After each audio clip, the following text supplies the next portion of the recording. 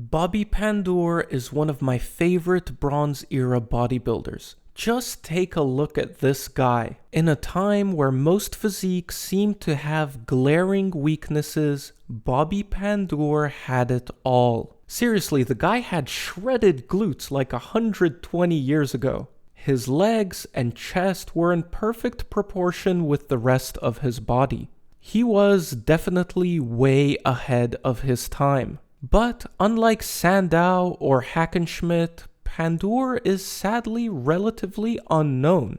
If you're a frequent viewer of this channel, it's possible you might have heard of him or seen a couple of his photos, but most likely you know very little or nothing about who he actually was. There's not a whole lot of information out there, but in this video I'm going to try my best to present to you the life of Bobby Pandour. Our story starts in Poland, where our protagonist was born with the name Władysław Kurcharczyk, sometime in the late 1870s or early 1880s. His childhood is basically a mystery, but we can assume that he had an interest in gymnastics from a young age, because by the year 1900 he was a member of the Popescu Trio, a group of acrobats that would tour music halls performing on horizontal bars, though Pandour would add some extra flair to their performance by also including a muscle posing routine. It's likely that he was inspired by Eugene Sandow, who was also known for doing muscle posing routines during his strongman shows.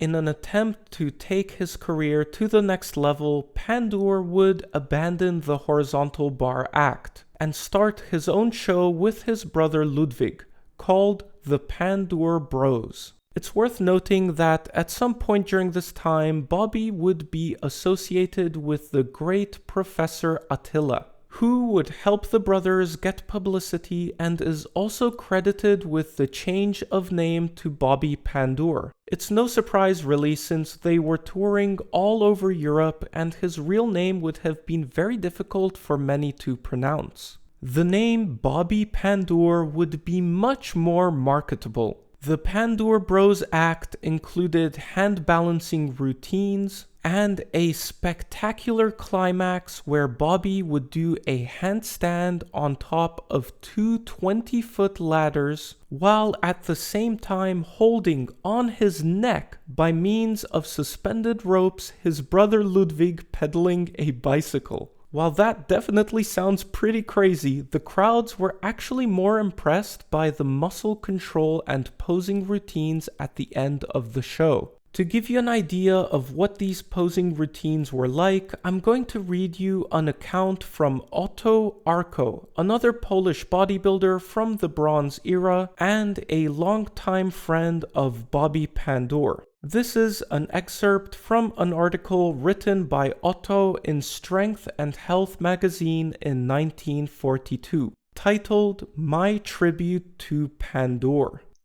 Being a clever showman, he made preparations to have the stage jet black with dark draperies in the background, on which his name was embroidered over the posing cabinet. Beautiful music, especially arranged for each pose, floated through the silent atmosphere, while he shifted from one pose to another, slowly but gracefully. He powdered his body to a snow-white color to get more contrast from the dark draperies and inky background that surrounded him, and made him appear godlike. He had good features and was considered good-looking, and as he interpreted pose after pose, it was a beautiful picture indeed, and you could hear the audience utter a sort of sigh after each pose. He really was an awe-inspiring sight to behold under those lights, and artistic to the highest degree. And that is why he was such a talk around the continent at the time. What a sight that must have been. I love that bodybuilding during this time had such an emphasis on artistic and graceful posing. Sadly, this is now all but lost in modern bodybuilding.